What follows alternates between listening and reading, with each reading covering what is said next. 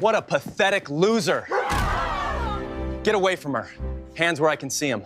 The wheelchair went over sideways, and Mia Reyes hit the diner floor face first, and 38 people watched it happen, and not one of them stood up. The boy who kicked the wheel was still laughing when the door chimed behind him. A Belgian Malinois came through first low and silent. The man behind the dog wore a Navy uniform and had eyes that had already counted every exit. 8 seconds later, a rich kid was on his knees. Before we go on, hit subscribe and stay with me to the very end and drop the city you are watching from, so I can see how far this story travels. Mia Reyes had figured out a long time ago that the safest table in Marlowe's diner was the one in the back corner, next to the window with her back to the wall. She had a system. She got there at 3:40 after the lunch rush and before the high school crowd. She ordered the small lemonade $1.75 because it came with free refills and she could make it last 90 minutes.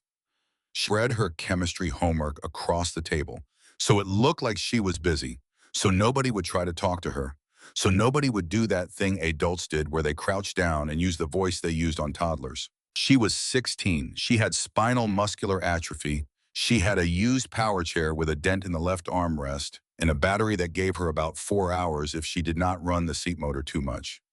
And she had a rule she had never told her mother about, which was that she never sat facing the door, because if she could not see who was coming in, she could not decide fast enough whether to pretend she had not seen them. That afternoon, she was 17 minutes into a balancing equations worksheet when the bell over the door rang, and she did not look up, and she did not have to because she heard Cole Whitmore's laugh. Her stomach dropped so fast it felt like the floor moved. "Hey," Chase Ashford said. Hey Reyes." She kept her pencil moving. That was the other rule. Do not answer. Do not look. Do not give them a reaction to film. "She's ignoring you, bro," Tyler Brandt said. "Nah, she's concentrating," Chase said. "She's got a big test, right? You got a big test." Mia wrote a number she knew was wrong. Chase pulled out the chair across from her and sat down backward on it, arms folded over the backrest. He was 17. He had a jaw like something out of a catalog and a varsity jacket that cost more than her mother made in 3 shifts, and he had been doing this to her since October. "I asked you a question," he said, pleasant as if anything. "Please leave me alone," Mia said. "See, that's rude." I sat down. I said, "Hey, you said leave me alone." He looked over his shoulder at Cole. "Is that rude?" "That's rude," Cole said. He had his phone out already. He always had his phone out first. That was the part that had taken Mia the longest to understand, that the phone came out before anything happened because they already knew what was going to happen. "I think you should apologize," Chase said. "I'm sorry," Mia said. She hated her own voice for saying it. She hated how fast it came out. 6 months ago, she would have argued. 6 months ago, she had told a teacher and then a counselor and then a vice principal named Mr. Dorsey, who had folded his hands on his desk and said, "Mia, I have to be honest with you. Chase's version is pretty different, and honestly, some of this sounds like normal teenage friction." Normal teenage friction. She had stopped telling people after that. "See now, that was nice," Chase said. He reached over and took her pencil. Just took it out of her hand like it belonged to him. "You know what I don't get, though? Your mom works 2 jobs. Everybody knows that. Whole town knows that. So where's the money going? Because it's not going to that shirt." "Give me my pencil." "Because that shirt is from the Goodwill on 4th, Chase said. "I can see the sticker mark. Right there." "Look, Cole, get the sticker mark." Cole leaned in with the phone. "Stop it," Mia said. "Stop what I'm complimenting you. Thrifting is very in right now." Behind this counter, Deb Halloran had frozen with a coffee pot in her hand. Mia saw her. Deb had worked at Marlowe's for 11 years. She knew Mia's name. She knew Carmen's name. She had once slipped Mia a free slice of pie on her birthday and told her not to tell anybody. Deb looked at the boys. Then she looked at the coffee pot. Then she turned around and started wiping down the machine. Something in Mia's chest went very quiet. "Anyway," Chase said, standing up, "we're gonna go, but your chair's blocking the aisle. That's a fire hazard. You should really park better." "I'm not blocking anything. You're totally blocking it. Look, I'll help you." And he put his foot on the front left wheel of her chair and shoved. She did not scream. That was the thing she thought about later, over and over, the fact that she did not scream. The chair went over hard and she went with it, and her shoulder hit first and then her cheek hit the tile, and the sound she made was a small, startled, "oh," like someone who had been surprised by a hiccup. Her chemistry pages went everywhere. Her lemonade went with them. The glass did not break, but it rolled, and it rolled for what felt like a very long time, and the sound of it rolling was the only sound in the whole diner.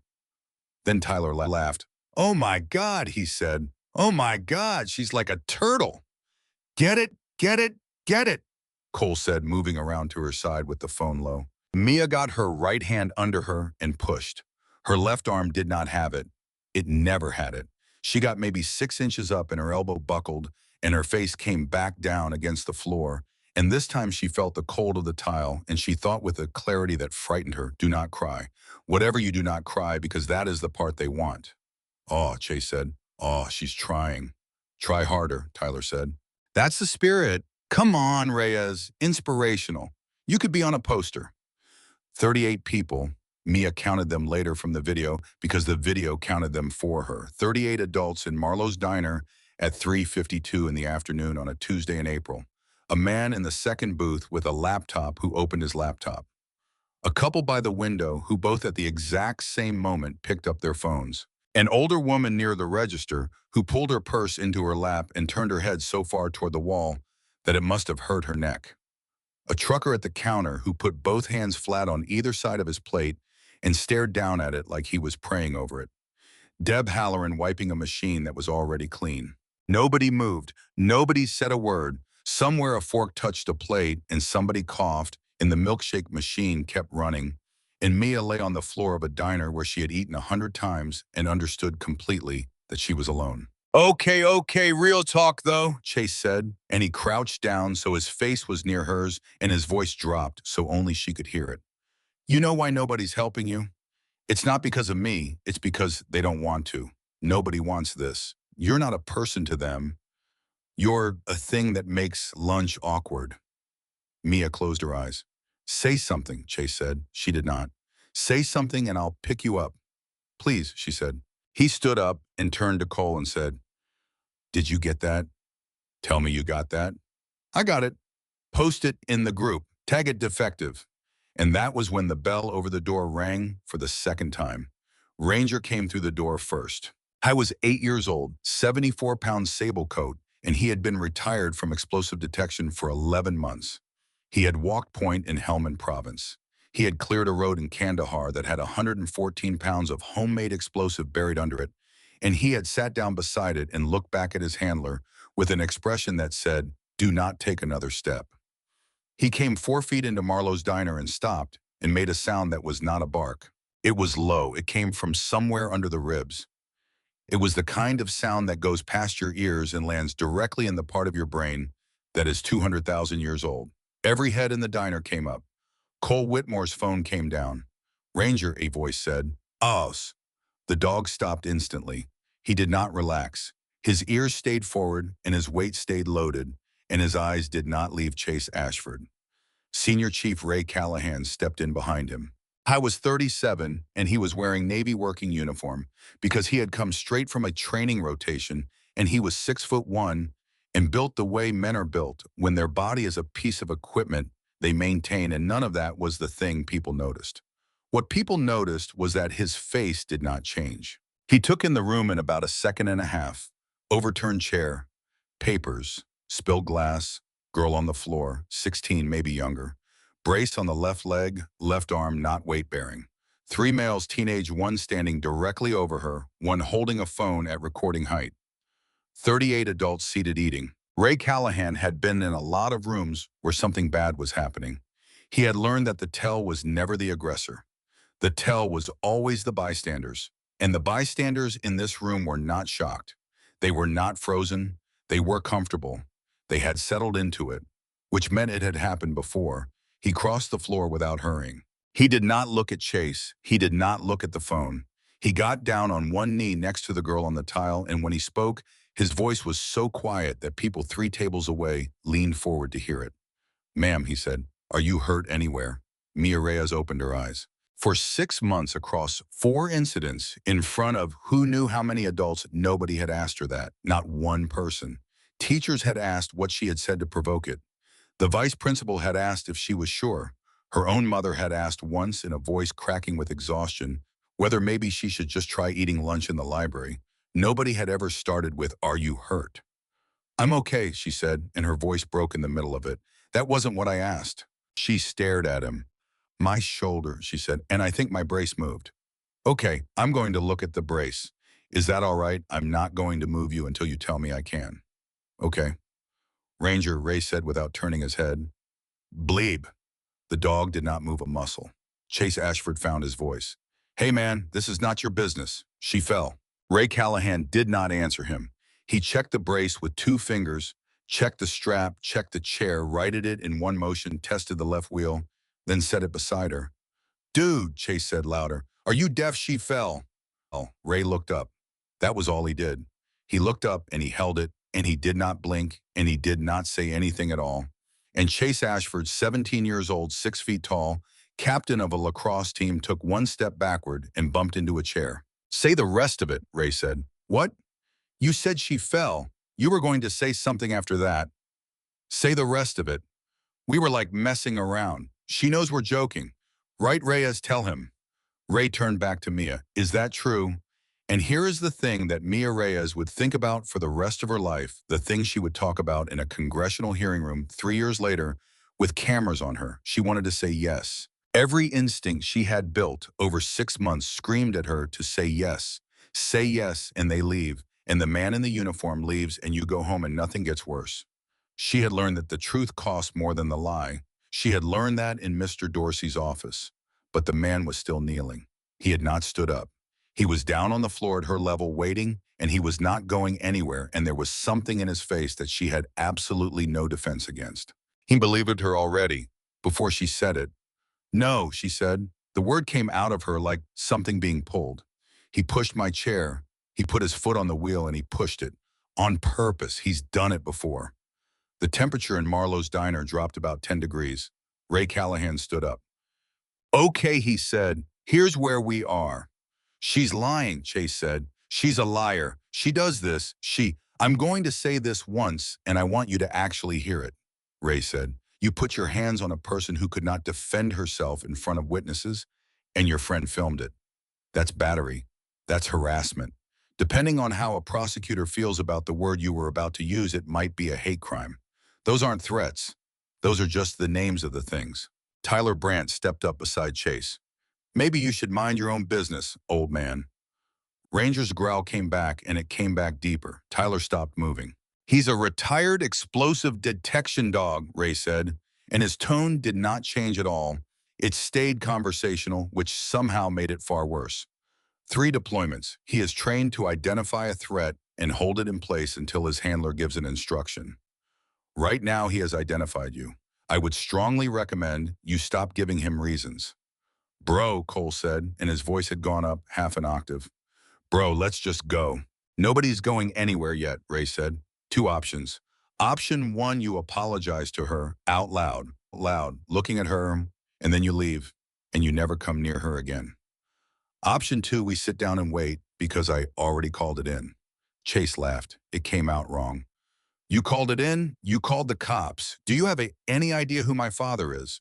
"No, the Gregory Ashford. He owns the port. He owns half this town." "Congratulations," Ray said. "Apologize." "I'm not apologizing to that."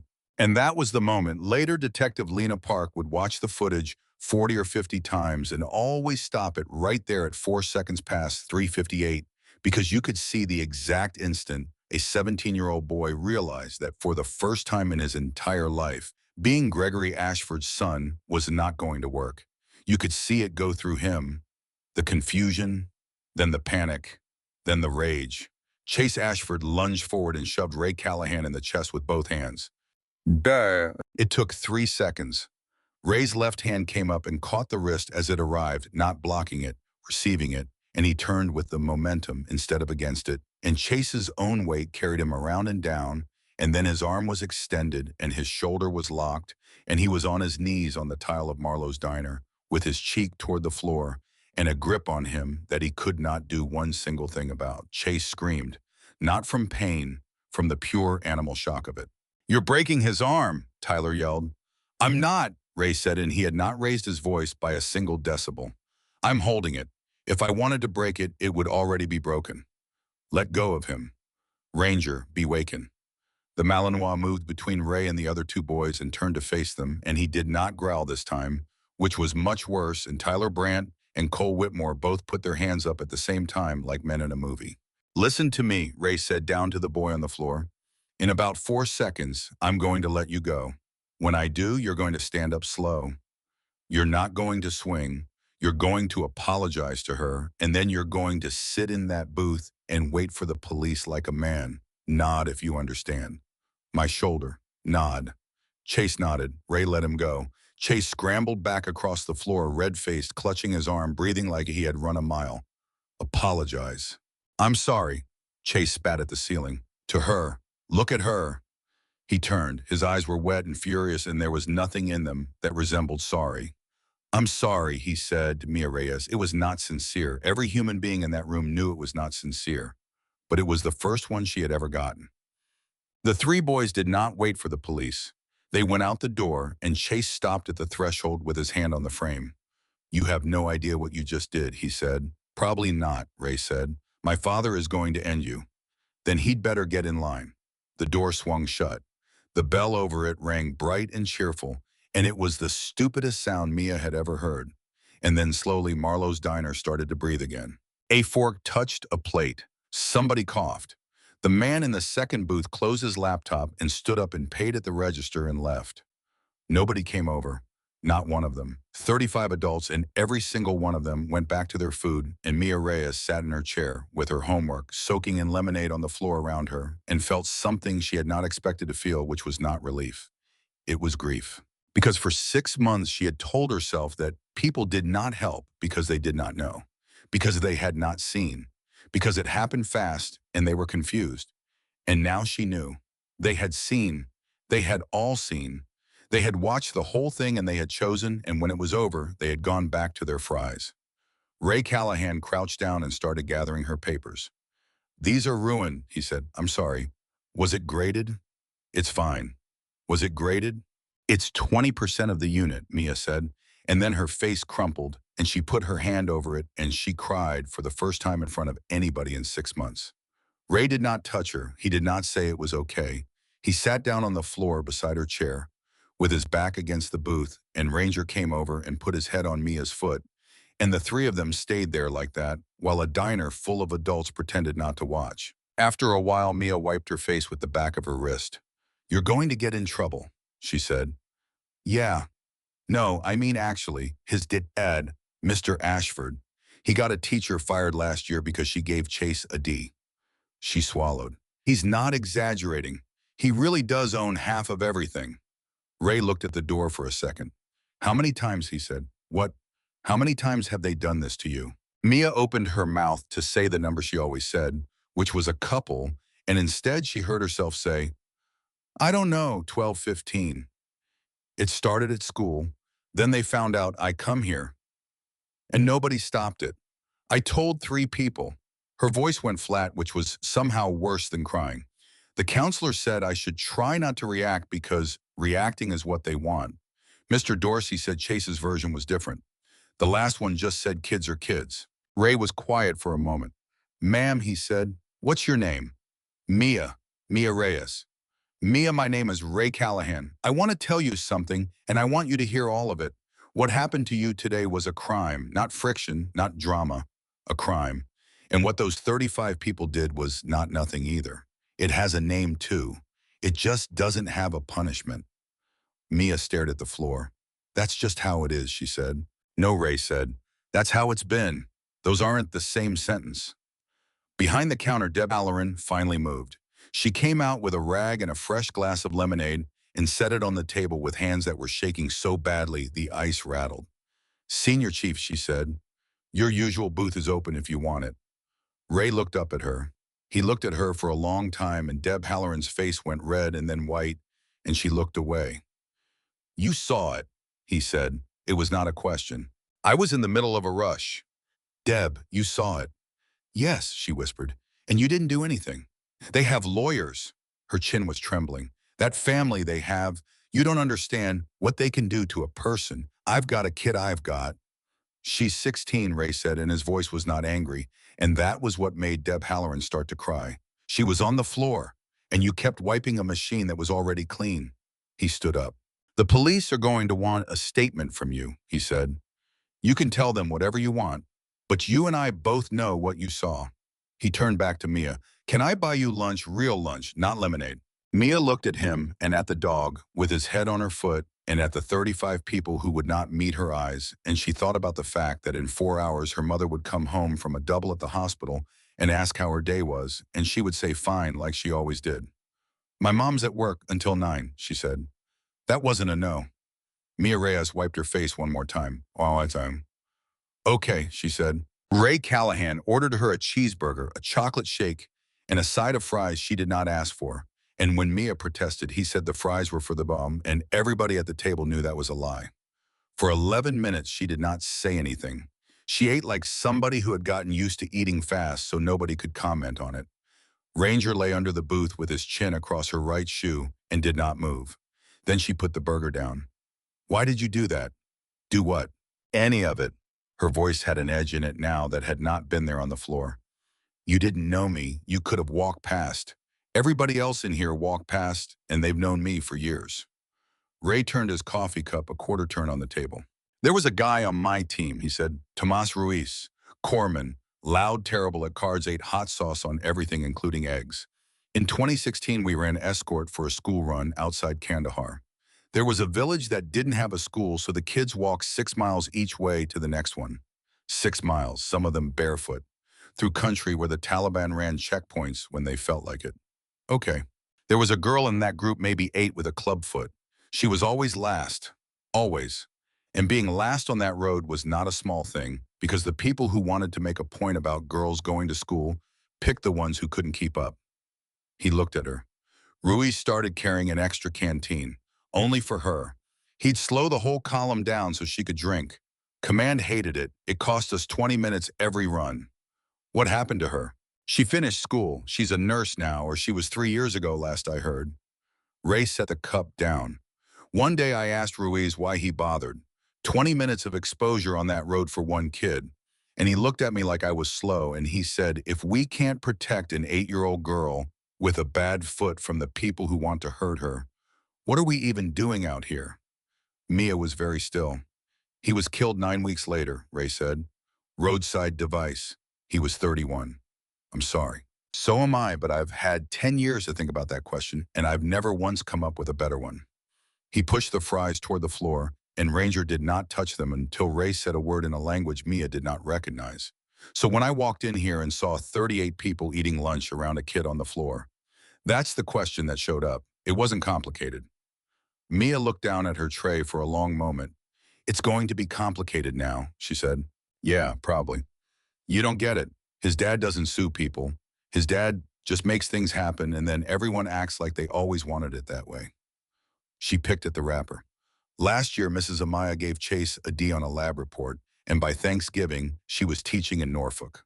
Nobody fired her. She just moved. Everybody knows why she moved, and nobody says it.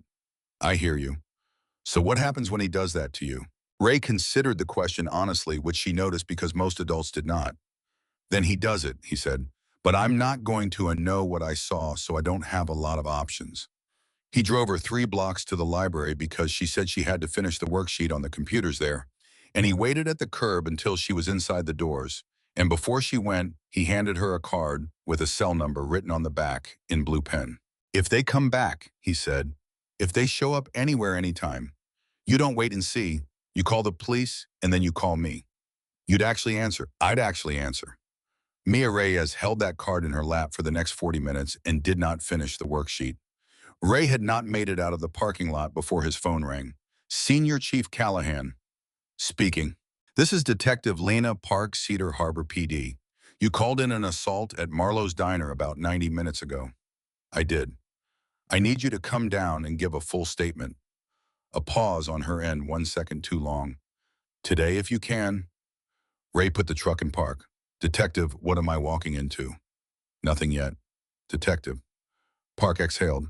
Gregory Ashford's attorney called this department 40 minutes ago, she said. Before you called me. Before I opened a case file. Their position is that you assaulted a 17-year-old boy without provocation and that they intend to press charges. Ray watched the gull land on the hood of the car in front of him. He filed before the kid got home, he said. He filed before the kid stopped crying is my guess. Senior Chief, I'm going to be straight with you because you're going to find this out anyway. I have worked here 9 years. I have watched this family walk out of 2 DUIs, 1 assault, and a thing in 20 involving a boat and a dock worker that I am still not allowed to talk about. This is not going to be a he said, she said. This is going to be an avalanche, and you are going to be standing under it. Are you telling me not to give a statement? No, Park said. I'm telling you what it costs. Understood. You're still coming in. I'm 40 minutes out. There was a small sound on the line that might have been a laugh. Yeah, Park said. I was kind of hoping you'd say that. The statement took 2 hours and 11 minutes. Park wrote down every word Chase Ashford had said, including the ones Ray did not want to repeat. And when Ray got to the part about the phone, she stopped writing. He filmed it. He had the phone out before the chair went over. Before, that's the part I want you to sit with, detective. He didn't grab his phone because something interesting was happening. He had it up because he already knew what was about to happen. Park set her pen down. That's a very different crime, she said. That's what I thought too. She had a warrant conversation with Cole Whitmore's parents at 8:40 that night, and Cole, who was 17 and terrified and not remotely as smart as he believed, handed over the phone before his mother could stop him. 14 minutes of video. Park watched all 14 minutes twice, and then she went into the break room and stood with her hands on the counter for a while. And when she came back, she called Ray at 10:12 p.m. I have it, she said, all of it, audio too. Good. Senior Chief, there is a moment about 9 minutes in where he crouches down next to her and says something quietly, and I had to run it through enhancement twice. Do you want to know what he says? No. Okay. Tell me anyway, Park told him. Ray was quiet for so long that Park said his name. I'm here, he said. Detective, has anyone called that girl's mother? That's not usually my. Somebody needs to call that girl's mother tonight. Somebody already had. Carmen Reyes had gotten home from a 12-hour shift at 9:40 and had her shoes half off when the phone rang, and the voice on the other end was pleasant and unhurried and introduced himself as Victor Lansing of Lansing and Crow, representing the Ashford family. And Carmen stood in her own kitchen for 9 minutes and listened to a man explain in the most courteous language imaginable how her life could come apart. He did not threaten her. That was the thing that made it unbearable. He simply observed. He observed that Cedar Harbor Regional was a small hospital and that the Ashford Foundation had endowed the imaging wing. He observed that a defamation action, should one become necessary, would name Carmen personally as Mia was a minor. He observed that disability benefit determinations were reviewed periodically and that inconsistencies in a claimant's public statements sometimes triggered those reviews. He observed that he was sure, absolutely sure, that none of this would be necessary. Then he said goodnight. Carmen Reyes put the phone face down on the counter and did not turn around because her daughter was in the hallway behind her and had been there for the last 4 minutes. Mom, go to bed, mija. Mom, who was that? Nobody. It was nobody. Mom. Carmen turned around and her face was wet and furious and she was still holding one shoe. Why didn't you tell me? She said. 6 months, Mia. 6 months, and I hear about it from a lawyer. Because you already worked 2 jobs, Mia said. Because you cried in the car in March when the pharmacy changed my copay and you didn't know I could see you. Carmen put her hand over her mouth. So I handled it, Mia said. I handled it by not telling you. That was the handling. Ray Callahan showed up at 7:20 the next morning with Ranger and a box of Pandolts he had bought at a place 2 towns over because he did not know what else to bring. Carmen opened the door and looked at him and said, "You're the one." "Yes, ma'am." "You know what you cost me?" "I have a guess." "They called my job." She said it flat. "Not to fire me, to ask very nicely whether I'd been under any unusual stress lately." That was the word, unusual. "Mrs. Reyes, may I come in?" She let him in. The living room had a wall of photographs, and Ray looked at it while Carmen made coffee she did not drink, and the pictures went in order, left to right, which he understood was not an accident. Mia at 4 standing, Mia at 7 standing with a walker, Mia at 9 in a manual chair grinning with a missing tooth, Maya at 13 at a science fair holding a ribbon and a model of something with gears. "Engineering," Carmen said behind him. "Prosthetics and mobility." That's what she wants. She's had it picked out since she was 11. She's going to be good at it. She's going to be alive, Carmen said. That's my only requirement. Do you understand me? I don't need her to be brave. I need her to be alive, and I need her medication, which is $804 a month with insurance, and I need the apartment, and none of those things survive a lawsuit. I know. Do you because you can go back to your base? Ray turned around. They're suing me for $2 million, he said. The paperwork came to my command at 6 a.m. They also filed a complaint with the Navy alleging conduct unbecoming while in uniform, and a congressman's office called my base commander before breakfast to ask about it. I found out on my way here. Carmen sat down slowly on the arm of the couch. 2 million. They don't think they'll get it. Nobody has 2 million. That's not what it's for. It's for making it too expensive to keep going. And are you going to keep going? From the hallway, Mia said, yes, he is. Both of them turned. He is, she said again, and she came into the room and there was something different in her face that had not been there in the diner. Mom, they called you at 10 at night. They called your job. They looked up my medication. Mia, that's not what people do when they're going to win. That's what people do when they're scared. Ray Callahan looked at that 16-year-old girl for a second and thought with something close to alarm. Oh, they have made a serious mistake. He called Isaac Bell at 3:04 the next morning. This had better be a body, Bell said. Isaac. Ray, a rustle of lamp clicking on 1,100 miles away. It's 3 in the morning. I need a lawyer. You need a therapist, but go ahead. Ray laid it out in 6 minutes flat, the way he would have briefed a mission, no adjectives. Bell did not interrupt once. Isaac Bell had been a JAG officer for 19 years and Ray Callahan's team leader for 4 of them. And when Ray finished, there was a silence on the line that lasted long enough to be its own answer. They're going to try to destroy you, Bell said.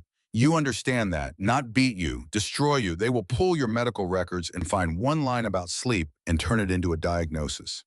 They will find the 2 worst things you ever did in a deployment and put them in a filing. They will make the mother's finances a public document. Yeah, and you're going forward.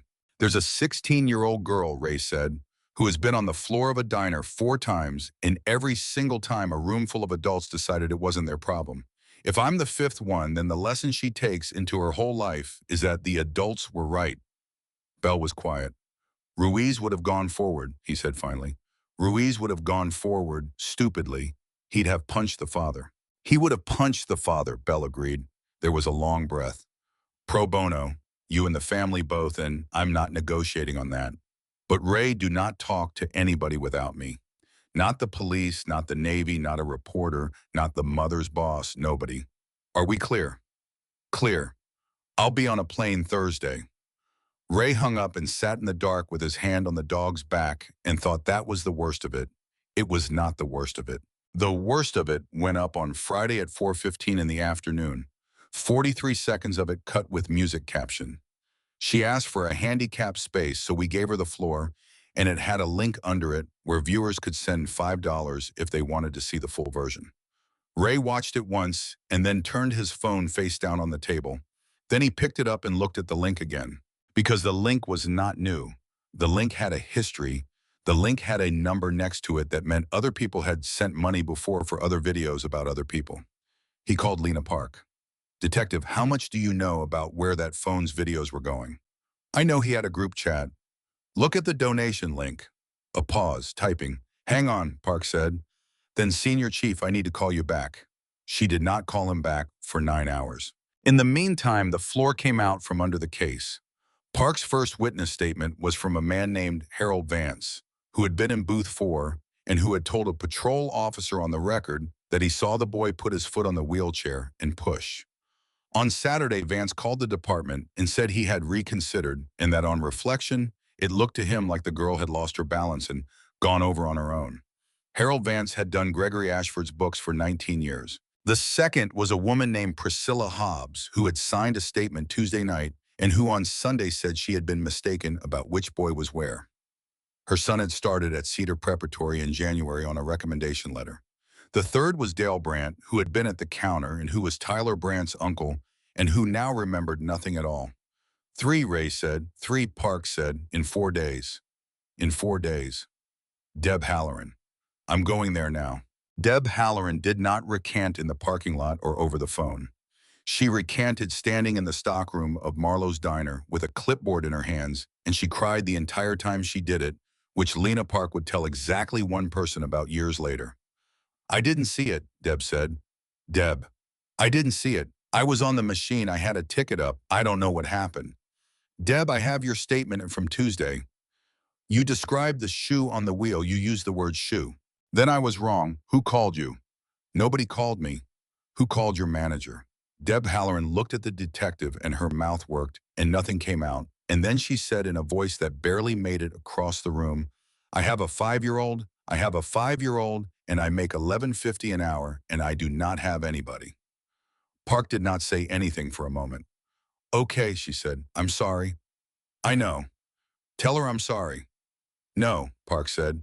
You tell her. On Monday morning, the assistant principal at Cedar Harbor High called Carmen Reyes at work and suggested with enormous warmth that given the level of attention the situation was receiving, Mia might be more comfortable completing the semester from home. Carmen hung up on him and then went into the supply closet and screamed into a towel. And that night, Ray Callahan stood in his kitchen holding a certified envelope, $2 million in damages, emotional distress, defamation of character. And he looked at the uniform hanging on the back of the door with 16 years of his life stitched into the sleeves, and he understood all at once and completely that he was probably going to lose it. He looked down at the dog. 8 seconds, he said. Ranger thumped his tail once against the floor. Ray put the envelope on the counter face down and did not regret a single one of them. Her mouth. Senior Chief, you want coffee? No, ma'am. Take the coffee, Ray. He took the coffee. Nobody is charging you with anything, she said. I want that first because I know what you've been telling yourself on the drive over. There is no Article 15, there is no board, there is no finding. The complaint from the Ashford attorney was reviewed by legal, and it was garbage, and it was closed on Tuesday. Then why am I here at 8 in the morning? Halsey turned a piece of paper around on her desk and pushed it toward him. He read 4 lines of it and stopped. Norfolk, he said. Administrative billet, training records, and readiness reporting. A desk. With respect, ma'am, I run a canine detachment. You ran a canine detachment, Halsey said. As of the 15th, you'll be reviewing certification paperwork for people who run canine detachments. Ray set the coffee down without drinking any of it. Who signed it? Above me. Ma'am, above me, Ray, and I want you to understand what that sentence is doing. She leaned back. There is nothing in that order you can appeal. It's a lateral, same rank, same pay, no adverse action, and every single person in the chain will tell you with a straight face that it's a needs of the Navy assignment. That's the whole design. It is not a punishment. It's a room they put you in until you decide on your own to leave. Because a congressman called. Because 2 of them called, Halsey said. And because a foundation that funds 3 separate programs on this installation got very quiet, very suddenly, and because somebody upstairs did math. Ray was quiet for a moment. I've got 3 years to 20, he said. I know exactly how many years you have. I looked it up before you got here. So they sit me in Norfolk for 3 years and I get my pension and everybody's hands are clean. That's the generous reading. What's the other one? Halsey did not answer immediately. The other one, she said, is that in 18 months, a promotion board looks at a package with no operational time in it and passes you over, and then it happens again, and then you're a 40-year-old man with a clipboard who everybody's polite to. Ray looked at the wall for a while. Ma'am, can I ask you something off the record? There is no record, Ray, that's the entire problem. Would you have done what I did? Commander Halsey did not blink. I'd like to think so, she said. But I've got 14 years in and a kid at Virginia Tech. So I would like to think so, and I don't know, and that is a thing I'm going to be carrying around for a while. She pushed the paper another inch toward him. Document everything, every conversation, including this one. Because if they come for you later, and they might, you're going to need to prove you were the one holding the line. Ray drove home and did not tell Isaac Bell for 2 days. He did not tell anyone, in fact, cause on Thursday morning, Lena Park called him at 6:14 in the morning and said 11 words that made the transfer order stop mattering entirely. Senior Chief, that donation link is a business and it is enormous. Ray sat up. Say that again. I pulled the processor records with a warrant. It's not a tip jar, it's a subscription platform. 3 tiers. Park's voice had the specific flatness of someone who had been awake all night and was now running on something worse than caffeine. Basic gets you a feed. The middle tier lets you comment. The top tier lets you request.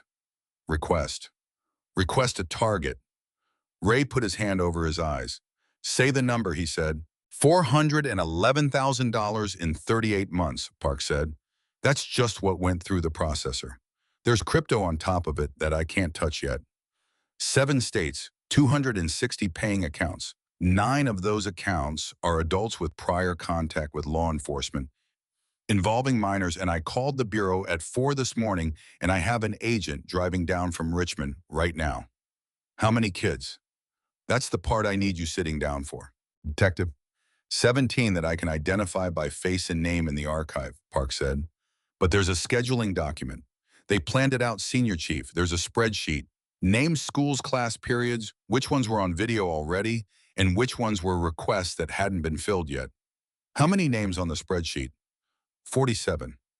Ray did not say anything at all for a long moment. Mia was number 9, Park said quietly. She'd been on that list since October. The story broke on a Sunday, and it did not break the way anyone planned. Somebody leaked the school documents.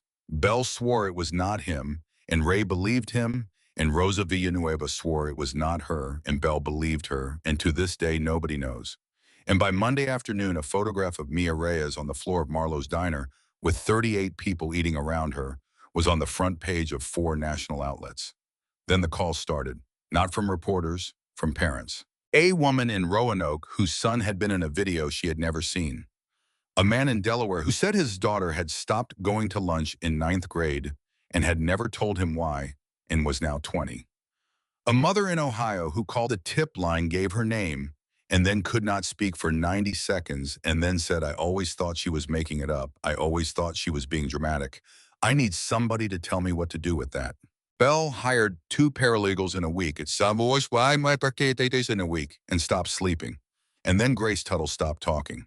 She was 15 from 2 counties over, and she had come forward on the 4th day, and she had been brave in the way that 15-year-olds are brave, which is loudly and all at once, and without any idea of the invoice attached. The invoice arrived 9 days later in the form of a phone call to her mother from an associate at Lansing and Crow, who wanted to discuss in a spirit of resolution the fact that Grace had a documented history of anxiety and a hospitalization at 13, and that in a contested proceeding those records would become relevant and that the family might prefer to resolve things quietly. Grace's mother, Denise, hung up and did not tell her daughter. Grace found out because a boy at school found out and told her at a lunch table laughing. Stopped eating on a Tuesday. She stopped speaking on a Thursday. By the weekend, Denise Tuttle was calling Bell's office to withdraw from everything. And Bell, who had argued in front of federal panels for 19 years, could not say a single useful word to her. Ray drove up on Sunday. Denise Tuttle met him in a hospital corridor, and she was one of those women who had clearly not cried in front of anyone in years and was now unable to stop. You're him, she said. Yes, ma'am. She has your picture on her phone from the news. She showed me and she said, see, somebody finally did something. Denise's mouth twisted. I let her come forward because of that, because of you. Mrs. Tuttle. So you tell me what I do now. Ray did not give her a speech. He had been given speeches by people in hospital corridors, and he remembered exactly how useless they were. How is she, he said. She's stable. She's not talking. They want her to stay through the week. Denise wiped her face with the heel of her hand. They said the records thing was a courtesy. That's the word the lawyer used, courtesy. He was warning us what the other side would bring up. He was doing us a favor. That's not a courtesy, Bernie. That's a threat with good grammar. I know that. She looked at him. I want to keep going. I want it so badly I can taste it. And I can't because if I keep going, I might not have a daughter, and I would rather be a coward with a daughter. Ray was quiet. Mrs. Tuttle, can I tell you something about a village outside Kandahar? Is this going to be a war story? A short one. Fine. We were pulling civilians out of a village that was about to get overrun, he said. One man wouldn't go. Old guy. He said leaving was surrender, that the people coming would say they'd beaten him and he was going to stay in his own house. And my team leader, a man named Tomas Ruiz, took him by the arm and said something I've thought about probably 1,000 times since. What? He said surviving is not surrendering. Sometimes the bravest thing a person does is be alive next year. Denise Tuttle put both hands over her mouth. Your job is not to win this, Ray said. Your job is to be her mother. Let the rest of us carry the fighting part. That's what we're for. Nobody gets to hand you a bill for your daughter's life and call it justice. She cried for a while and he stood there and let her, and then she said, everybody's going to say we quit. Nobody's going to say that. They will. Then let them say it to me. Bell restructured it in 4 days. Grace would not appear, would not be deposed in person, would not sit in a room with Victor Lansing. Her account would go in by video, taken in a therapist's office with her mother present and a court-appointed advocate, and Bell filed a motion for protective order over her medical history that Judge Foster granted so fast that the Ashford side did not have time to respond. And then Mia Reyes asked to meet her. Carmen said, absolutely not. Bell said, absolutely not. Ray said nothing, which Mia noticed. You're not saying no, she said. I'm not her mother and I'm not her lawyer. Then you think I should. I think, Ray said carefully, that there is not an adult alive who can tell that girl the things she needs to hear right now, and that there's one 16-year-old in Virginia who can. They met at a park because it was the only place everybody could agree on. Grace Tuttle sat on a bench with her arms crossed over her stomach and did not look up when Mia came across the grass. She was small. She looked younger than 15. She had the specific stillness of somebody who had decided that any movement at all would be used against her. Hi, Mia said. I'm Mia. I know who you are. Yeah, that's weird, right? Everybody knows who I am now. I hate it. Grace glanced up at that. You hate it? I hate it so much, Mia said. People come up to me at the grocery store and tell me I'm inspiring and I want to scream because I didn't do anything. I got shoved on a floor. That's not an accomplishment. Grace almost smiled and then did not. They were going to tell everybody about the hospital, she said. I know. They were going to say I'm crazy so nobody would believe the rest of it. I know, Mia said. They told me my mom hired a lawyer in February to sue the school. She didn't. They just wrote it in a paper and now it's in a paper forever. That's what they do. They don't argue with you. They just make you look like a person nobody has to feel bad about. Grace's chin started shaking. Can I tell you something, Mia said, that I haven't told my mom? Grace nodded. In February, Mia said, before any of this, there was a night where I was lying in bed and I thought about how much easier everything would be if I just wasn't here. Not like a plan, just a thought that came and sat down and wouldn't leave. She said it steadily. And I want you to know, I'm not saying that so you'll feel bad for me. I'm saying it because you're sitting there thinking you're weak, and the only reason you think that is because nobody's ever told you that the strongest kid they know had that same thought on a Tuesday in February. Grace Tuttle broke completely. She cried the way people cry when something has been held shut for a long time, and Mia rolled her chair the last 2 feet and put a hand on her arm and did not say anything else because there was nothing else. And about 40 yards away, Denise Tuttle stood next to a Navy senior chief in a retired Belgian Malinois and pressed her hand flat against her own mouth. She hasn't made a sound in 9 days, Denise said. Yeah, Ray said. How did she know to do that? She didn't, Ray said. She just went first. The interview aired 11 days later on a Thursday night.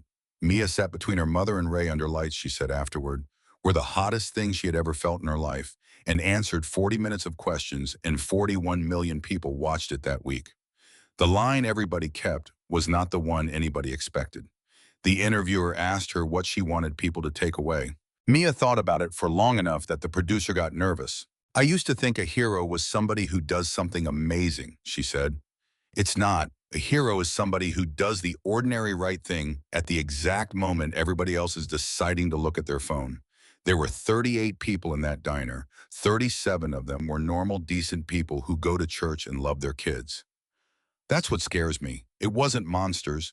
It was regular people who decided it wasn't their turn. Victor Lansing called Isaac Bell at 7:40 the next morning.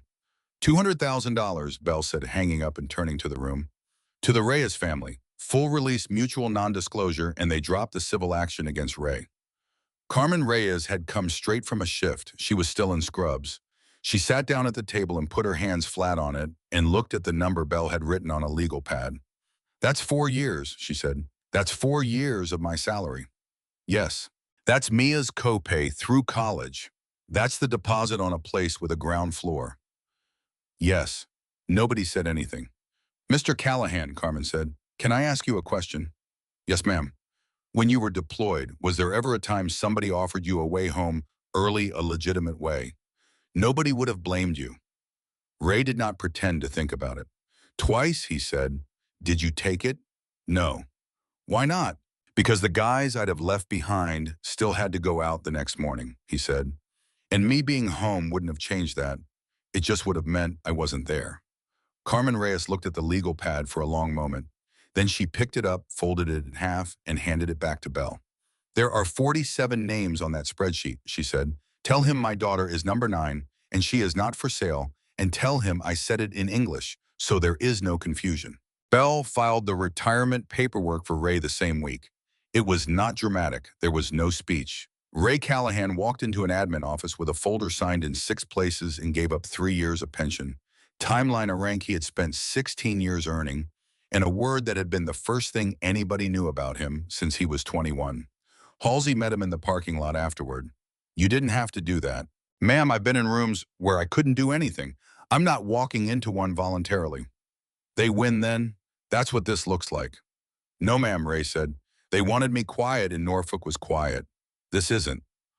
Halsey out her hand and he shook it, and she held on a beat longer than she needed to. "Ruiz," she said, "that was the name in your statement." "Yes, ma'am." "He'd be insufferable about this."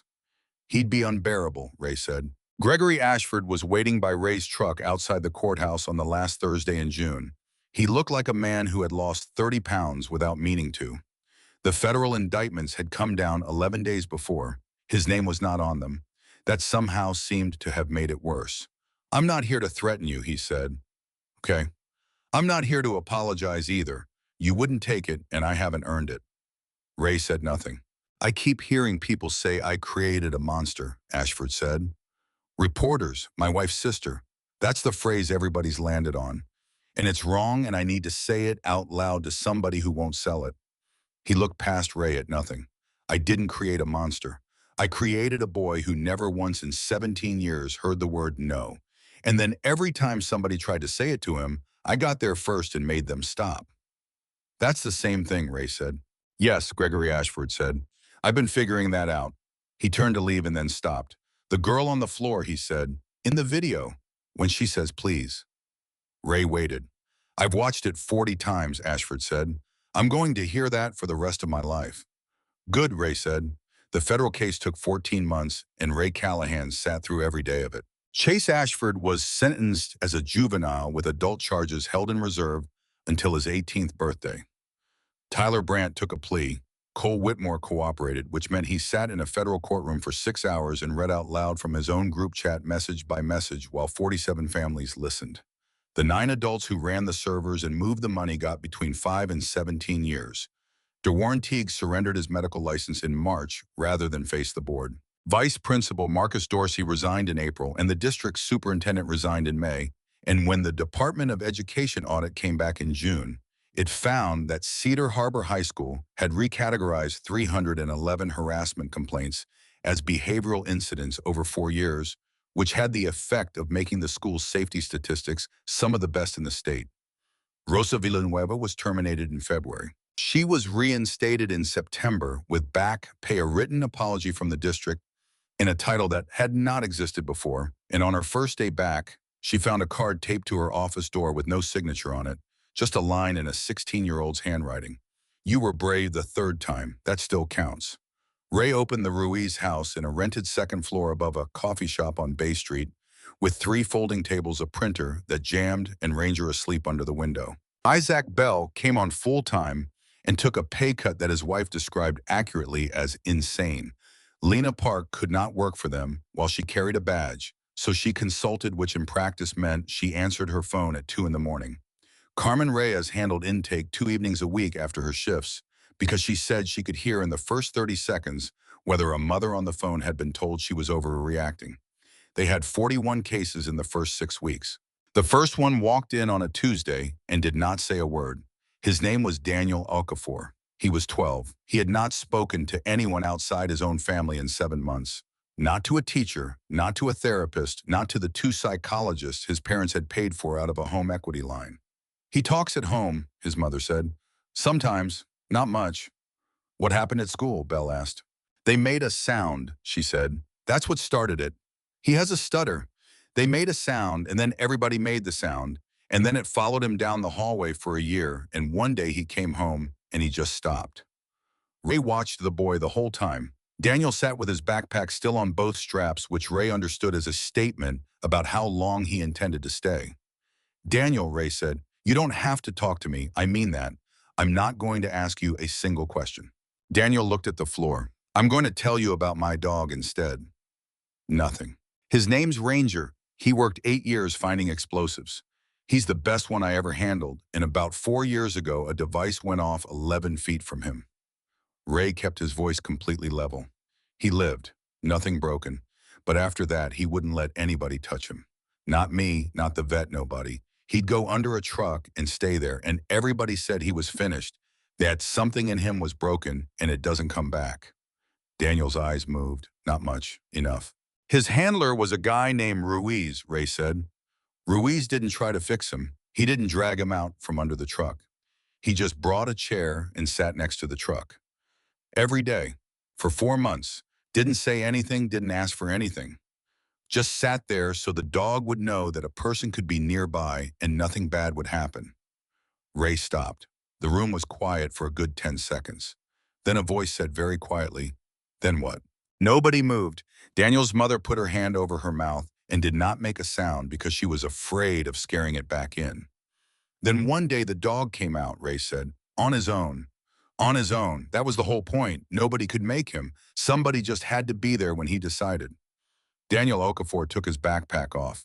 I was speaking in full sentences by November. It was not because of the story. Ray was always very clear about that when people asked. It was 2 years of therapy, a school transfer, a mother who never once suggested he was making it up, and a boy who had decided on his own that it was safe to try. But he came out from under the truck. The case that changed the shape of the whole thing came 8 months later, and it made Ray angrier than anything since the diner. Michael Warren was 14 and autistic and had been at Bellamy Ridge Middle School for 2 years. His mother, Patricia, brought a folder to the intake and put it on the table and said, before you read it, I want to say I'm not crazy. Nobody here thinks that, Carmen said. Everybody thinks that. That's the whole thing. That's the entire experience. Patricia's hands were shaking. The school says Michael provokes the other students. That's the word in the reports. Provokes. Belle read for 11 minutes and then set the folder down very carefully. The way you set down something you want to throw. 47 incidents, he said, 47. And in 47 separate reports, the school documented your son as the contributing factor. They say he doesn't read social cues, Patricia said. They say when he flaps his hands, it makes the other kids uncomfortable. And that if he can't manage himself in a general education setting, maybe he needs a different placement. That's their solution. Their solution is he leaves. Who are the students? Ray asked. Patricia looked up. Does it matter? It always matters. She named 3 of them and Belle ran the names, and by Thursday he had it. 2 of them are on the wrestling team, he said. One's the coach's son, Ray the Boosters Club, paid for the mat replacement last year, $41,000. Ray stood at the window for a while with his hand on the dog's head. It's the same thing, he said. It's the same thing in a different tax bracket. They're not protecting bullies. They're protecting revenue, and the bullies are attached to it. That is exactly what they're doing, Belle said. And I want you to hear the part that's going to keep you up, which is that I don't think a single administrator in that building thinks of themselves as a bad person. They think they're being practical. The Warren case took 8 months. There was no dramatic hearing. That was the thing nobody wanted to hear about afterward, that most of it was Belle filing a civil rights complaint under Section 504, and Ray sitting in 9 meetings with a district that lied politely, and Lena Park pointing them toward a Department of Justice regional office, and Patricia Warren driving 40 minutes each way to sit in the rooms where people talked about her son in the third person while he was present. Then Park found the thing.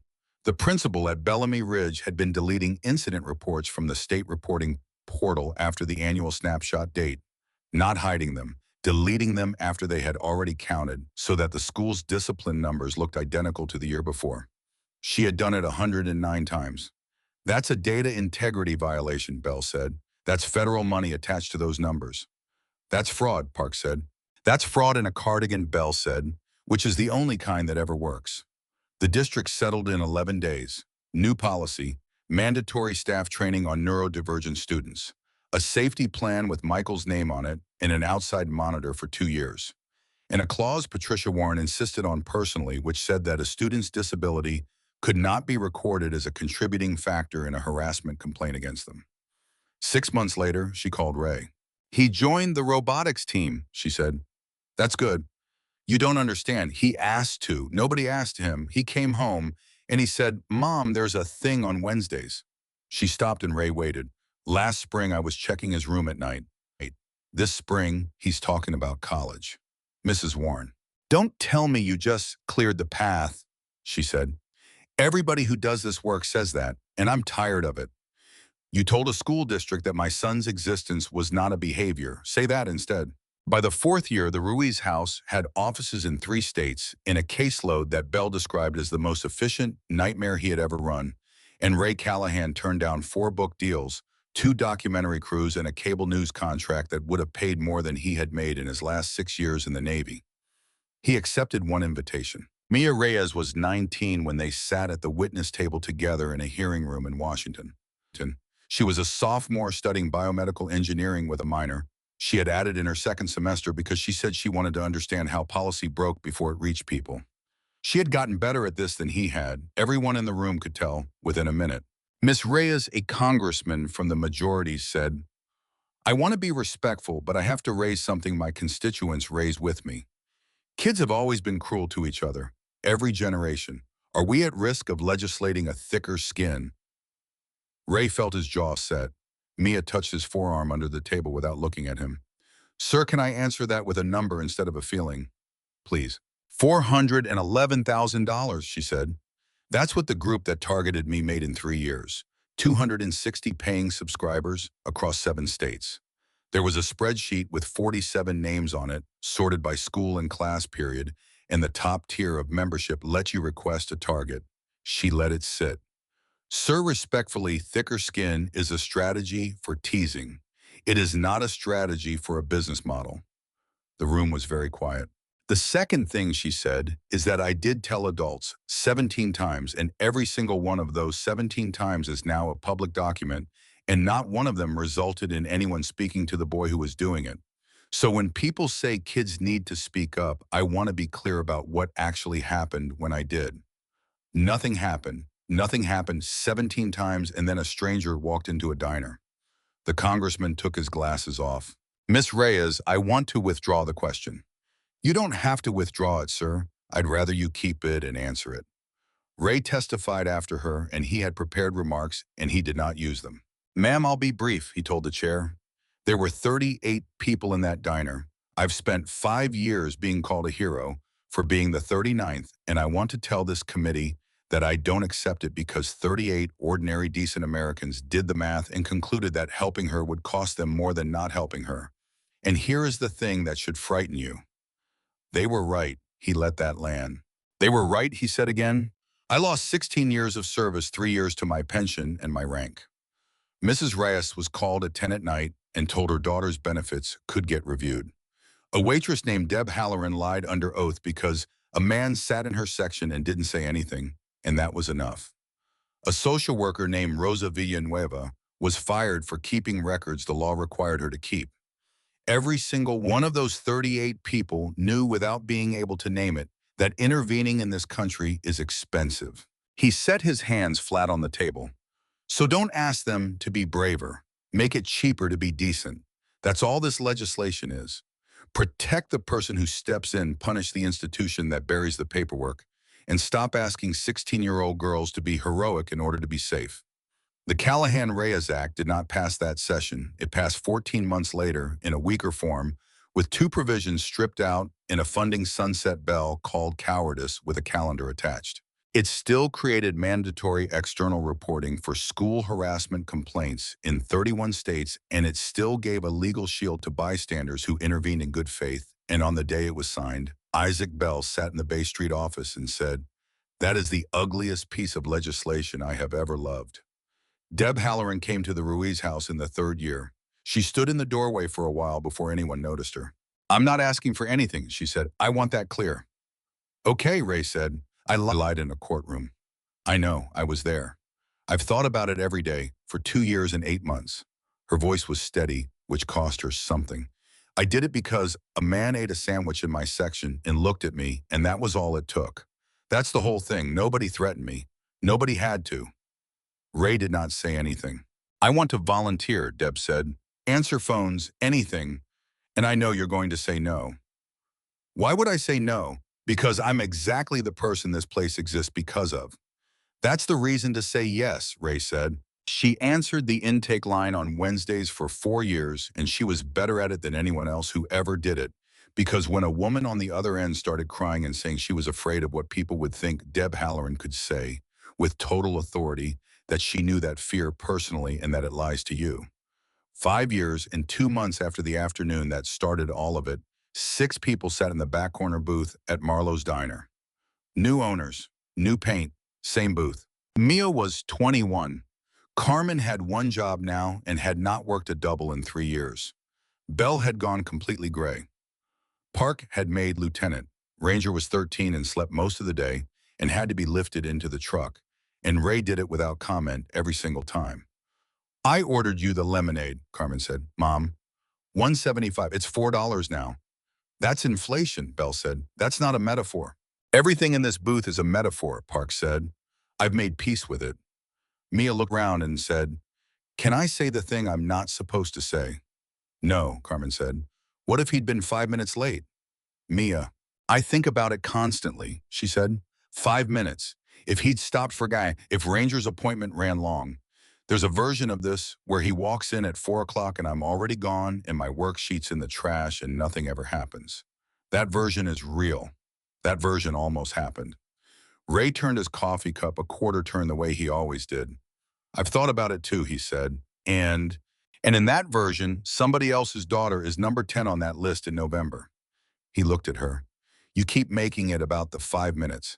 It wasn't the 5 minutes. It was that you said no when I asked you if they were joking. You had every reason on earth to say yes, and everybody in your life had taught you that yes was safer, and you said no."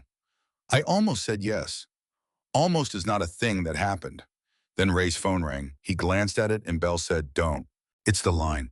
"Ray, it's Sunday." He answered it. "Ruiz house." A woman's voice already unsteady. I'm sorry. Is this the place that helps my daughter?" She was. "They held her down in a locker room and filmed it, and the school is saying she agreed to it. They're saying she agreed, and I don't have a lawyer. I don't have anything. I found you online." "Ma'am, what's your name?"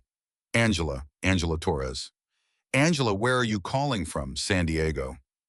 Ray looked up. Isaac Bell already had his phone out. Lena Park was scrolling for a name in a department 3,000 miles away. Carmen Reches had pulled a napkin over and was writing on it. Mia had her laptop open before Ray finished the word San Diego, and none of them had said anything to each other, and none of them needed to. "Angela," Ray said, "I want you to listen to me carefully because this is the part people never believe. Nothing you're about to tell me is going to sound crazy to me. Not one word of it. Do you understand?" There was a sound on the other end of the line like something letting go. "Okay," Angela Torres said. "Good. Now start at the beginning." He talked to her for 26 minutes. By the time he hung up, she had the name of a lawyer in San Diego who took these cases free, the name of a detective who would actually pick up an intake number and an appointment on Tuesday. Ray set the phone down. Mia was watching him.